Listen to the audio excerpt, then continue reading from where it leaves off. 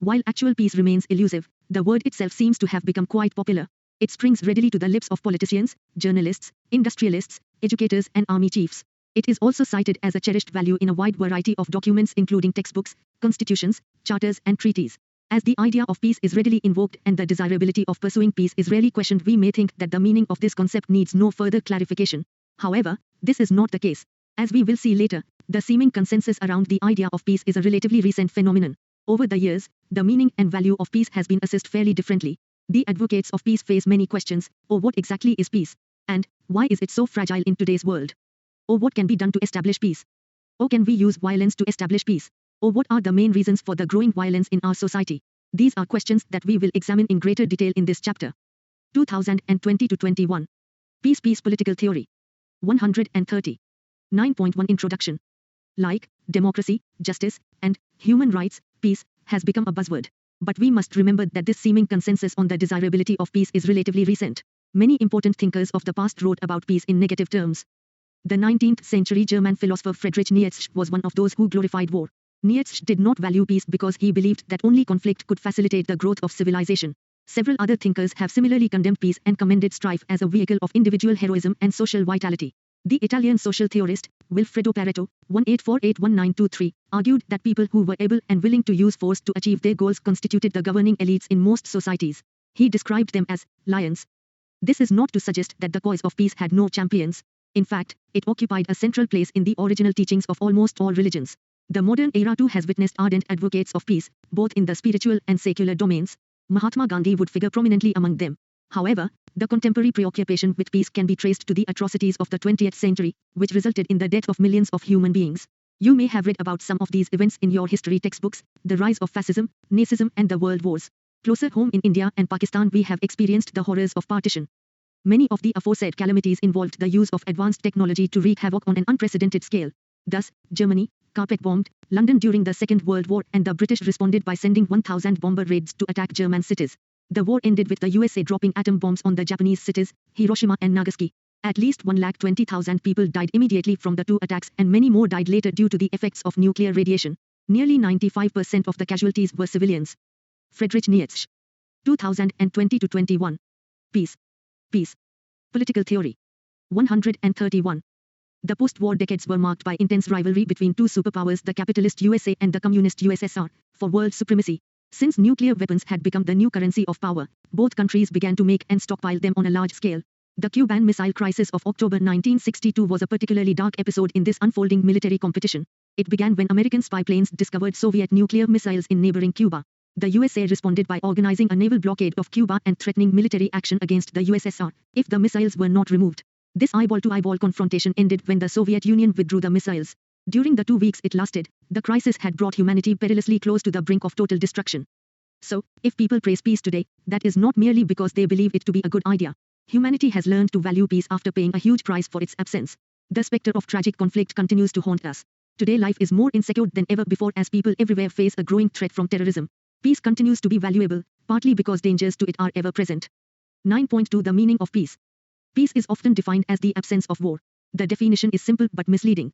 This is because war is usually equated with armed conflict between countries. However, what happened in Rwanda or Bosnia was not a war of this kind. Yet, it represented a. Read the novel The Flowers of Hiroshima written by Edita Morris. Note how the use of the atomic bomb continued to traumatize the people for long. Let's do it. 131. Must be from a backward nation. He talked about employment, education, health, shelter, and not a word about the nuclear bomb. R.K. Lakshman in the Times of India. 2020-21. Peace Political Theory. 132. Violation or cessation of peace. While every war leads to absence of peace, every absence of peace need not take the form of war.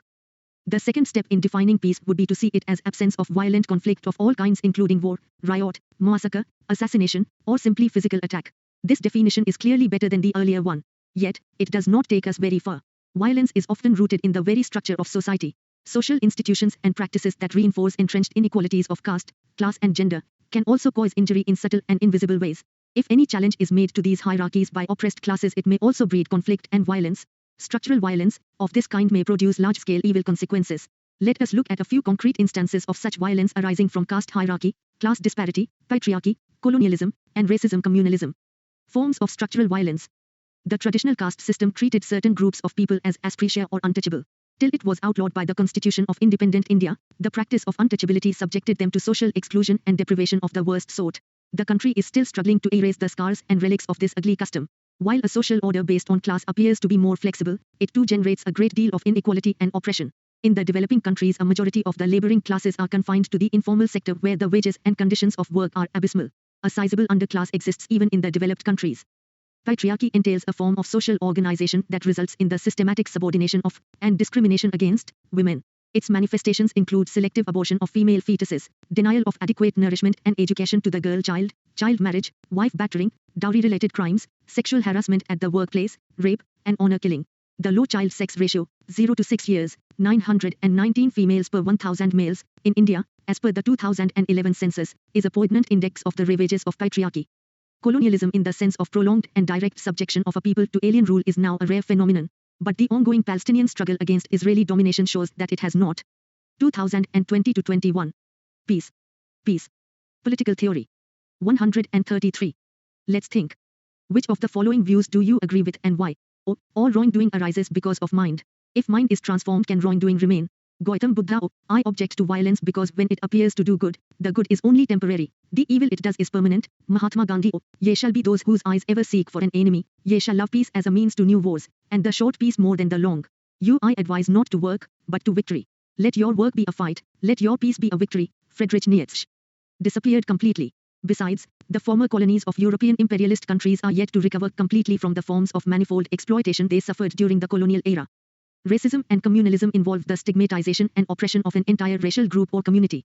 Though the notion that humanity can be divided into distinct races is scientifically spurious, it has been used to justify insidious practices such as Negro slavery in the United States of America, until 1865, the slaughter of Jews in Hitler's Germany, and apartheid, a policy followed until 1992 by the white-controlled government in South Africa, which treated the majority black people of the country as second-class citizens. Racial discrimination still continues covertly in the West and is now often directed against immigrants from countries in Asia, Africa and Latin America. Communalism may be seen as the South Asian counterpart of racism, where the victims tend to be minority religious groups.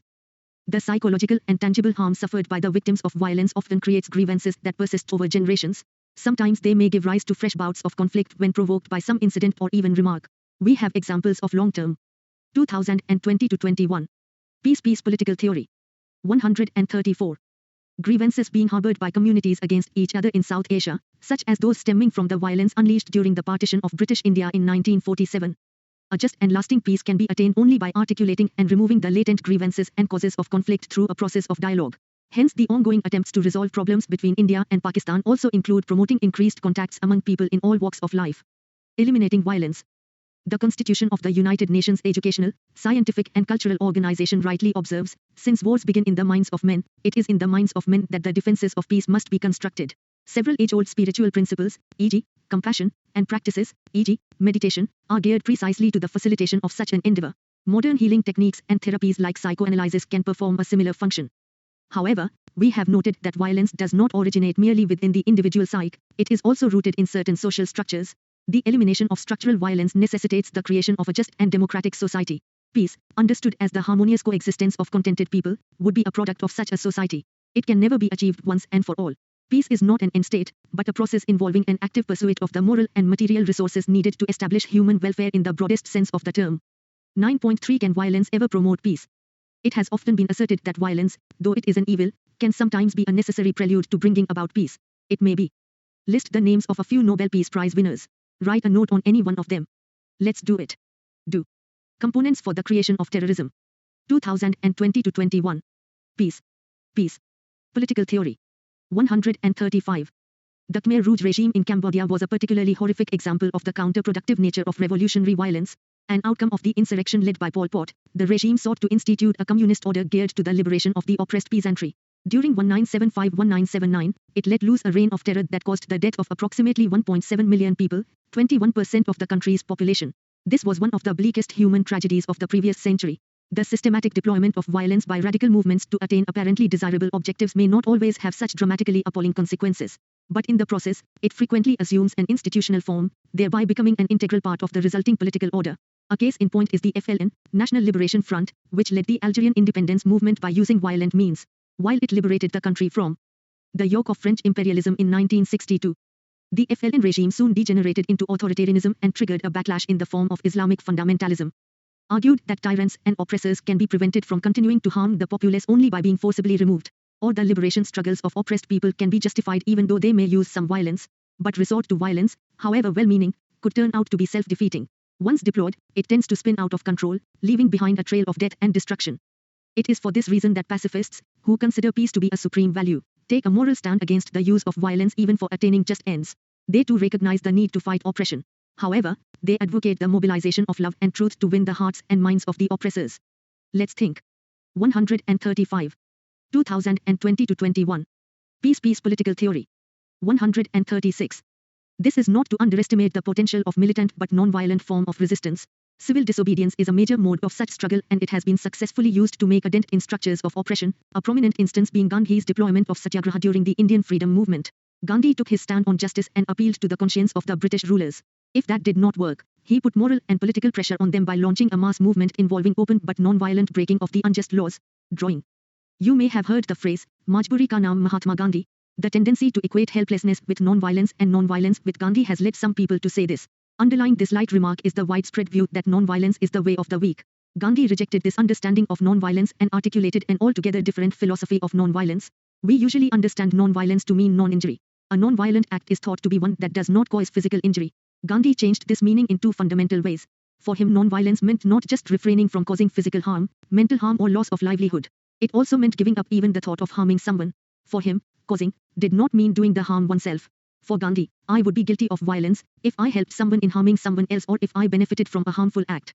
In this sense, Gandhi's notion of violence was close. 2. Structural violence. The second major change that Gandhi introduced was to give the idea of non-violence a positive meaning. Not causing harm was not enough. Ahimsa required an element of conscious compassion. Gandhi was opposed to passive spiritualism. For him, non-violence meant a positive and active pursuit of well-being and goodness. Therefore, those who practice non-violence must exercise physical and mental restraint under the gravest provocation. Non-violence is an extremely active force that has no room for cowardice or weakness. Gandhi in fact went to the extent of stating that if non-violence were inadequate to defend oneself, then it would be better to resort to violence than take refuge in passivity in the name of non-violence. Some Gandhians say that the popular saying cited at the outset should be changed to Mazbuti ka 136 Naam Mahatma Gandhi. Do you think recourse to violence may sometimes be necessary? After all, the Nazi regime in Germany had to be overthrown through external military intervention. Let's debate.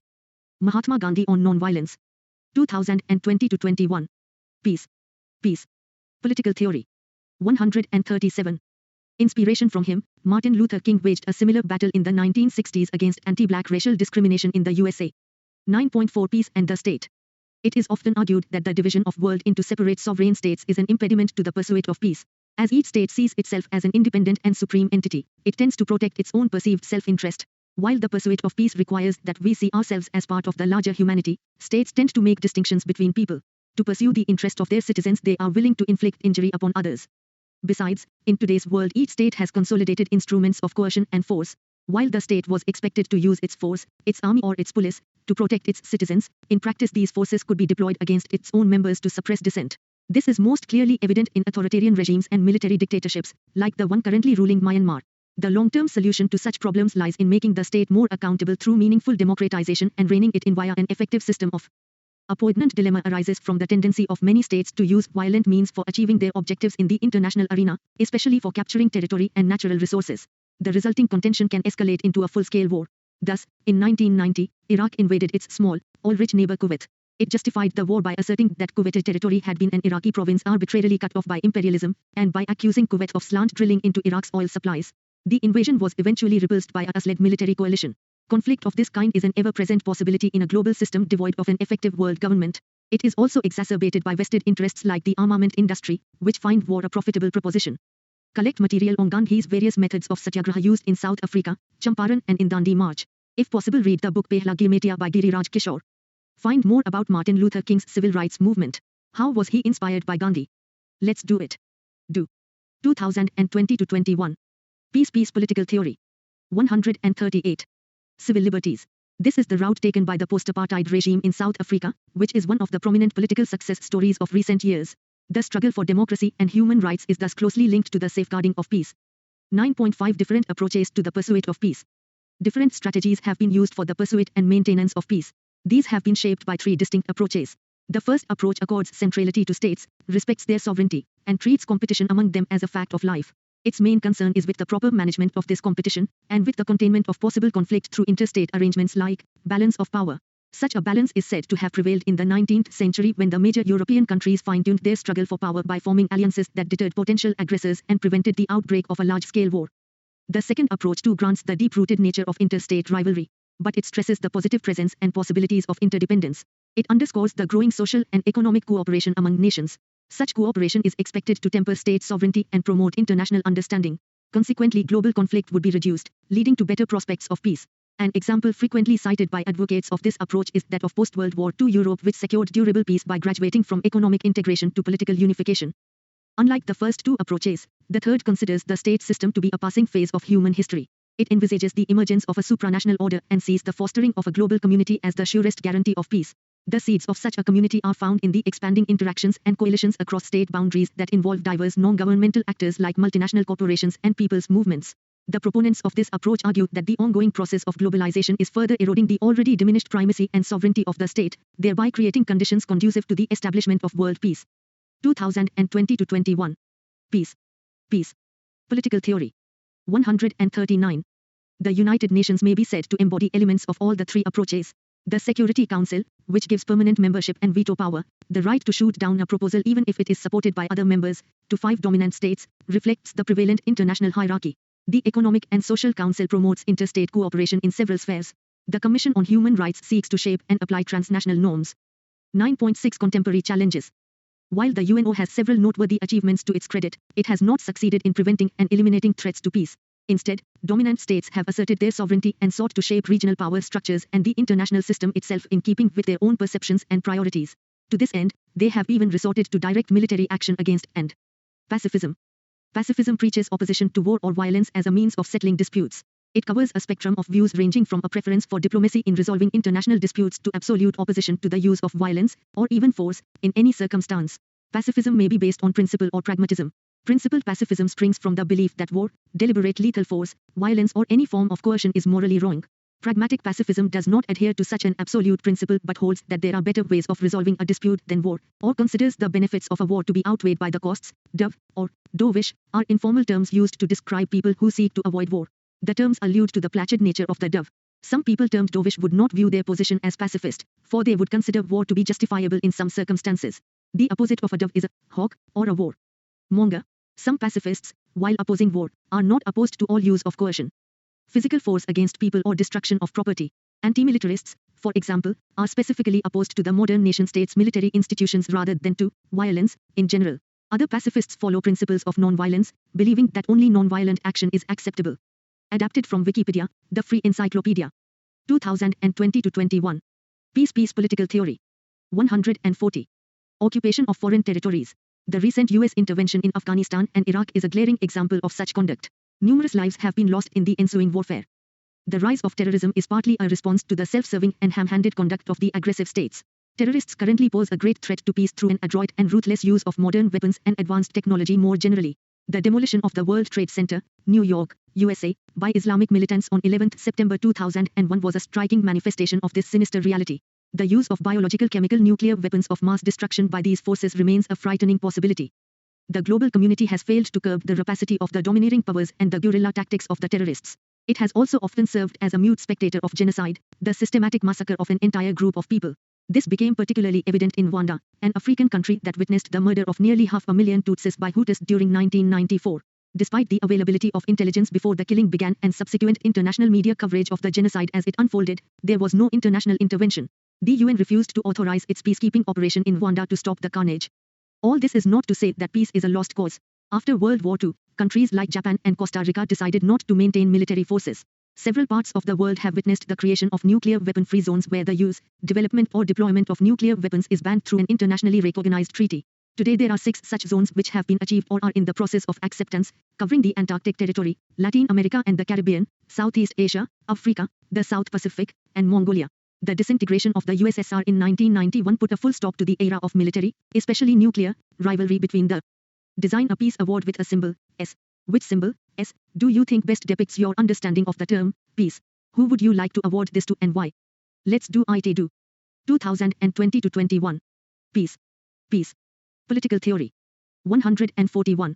Superpowers and removed a major threat to international security. Besides, the contemporary era has witnessed the rise of numerous popular initiatives aimed at fostering peace. These are often collectively described as the peace movement. The devastation caused by the two world wars galvanized the movement. It has since gathered momentum and gained a large following across geographical and political barriers. The movement is sustained by people from diverse walks of life and includes workers, writers, scientists, teachers, media persons, priests and statesmen. It has expanded and achieved depth by forging mutually beneficial linkages with other movements such as those championing the empowerment of women and protection of the environment.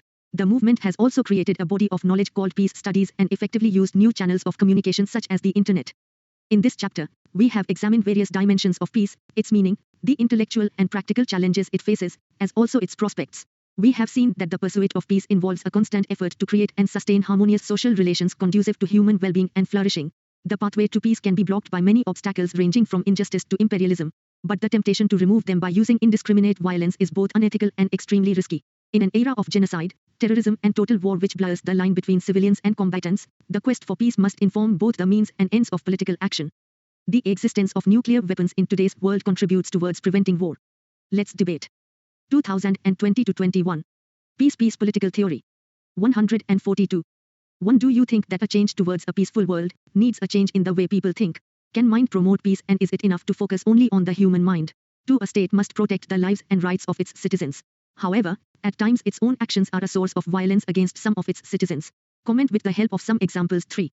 Peace can be best realized when there is freedom, equality and justice. Do you agree? 4. Use of violence does not achieve just ends in the long run. What do you think about this statement? 5. Differentiate between the major approaches discussed in the chapter to the establishment of peace in the world. Exercises. Credit, image on opening page, Shweta Rao. 2020 to 21.